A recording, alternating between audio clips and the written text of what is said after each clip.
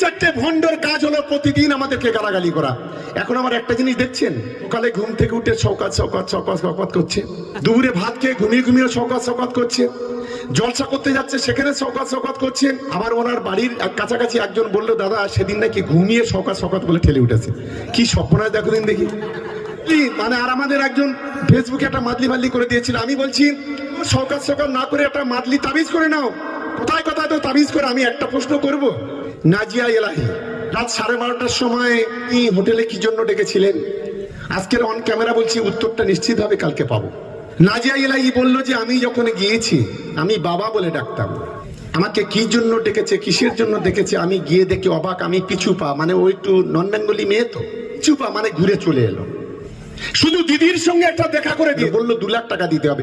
তুমি যখন কম্প্রোমাইজ করতে পারো না, আমি বলতে চাই কম্প্রোমাইজ মানে কি একজন মহিলার সঙ্গে এই ধরনের কথা